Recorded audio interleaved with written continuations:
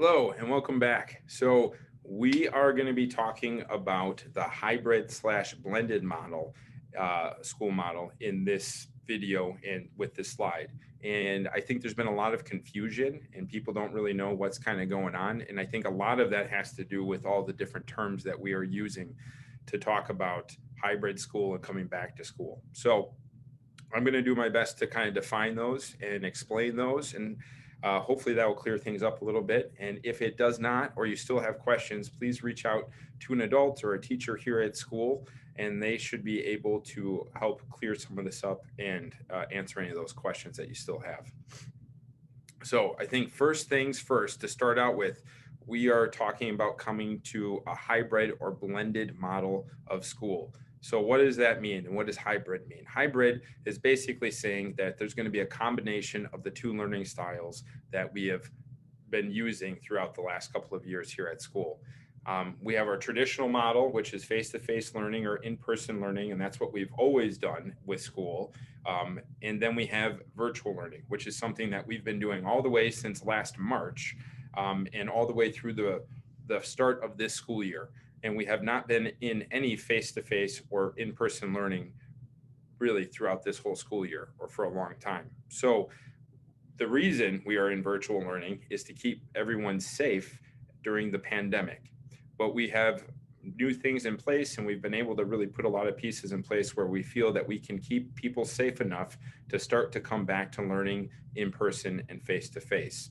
So what we have to start out with is a hybrid slash blended model. And that means we're going to have those two models where we have face-to-face learning and face-to-face in-person learning and virtual learning. And we're going to have them going on kind of at the same time.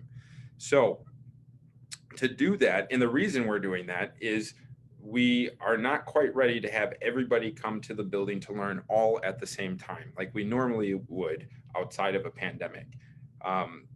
To do that, we're going to split the school in half. So half of the students will be learning in person, the other half will be learning virtually. And it's not like one half gets to learn in person only. We want to make sure everybody gets a chance to learn in person. So to do that, we have put something together called cohorts. And cohort is kind of a fancy way of just saying that this is your big group of students that you will be learning with on face-to-face learning days. That doesn't mean you're going to be seeing all of those students or being in the classroom with all of those students. It just means that that's the large group of the whole school that you will be with during those days. And we split it, like I said, roughly in about half. So cohort A is the group of students that will be learning in person on Mondays and Tuesdays. Cohort B is the group that will be learning face-to-face and in person on Thursdays and Fridays. Wednesdays will still be our asynchronous learning days. Most people won't be in the building, and a big reason we have nobody in the building learning on Wednesdays is so we can deep clean in between the different cohorts coming into the building. We'll talk more about cleaning in a different video and in a different slide. So if you have questions, you can look at that, or again, please ask a teacher for help. So cohort A, what happens? They come in face-to-face learning on Mondays and Tuesdays. And what does cohort B do on those days? They will be learning virtually on Mondays and Tuesdays. And then when we get to Thursday and Friday, they will flip, and cohort A will be learning virtually and cohort B will be learning in person on Thursdays and Fridays. So that's kind of what that all breaks down to. It might seem a little confusing. I think we're really going to get it once we start moving through the schedule and everyone gets a chance to practice it. But that's really what it kind of comes down to. This slide talks a little bit about that too. So again, if you have questions, please ask. The last thing I said I was going to talk about, or we kind of mentioned, there's some more terms to kind of go over. The other big one really is teams. So again, we typically don't talk about teams during a normal school year, but this year we have something set up where we have a group of students and we call them a team. And a team is really kind of a fancy way of saying class.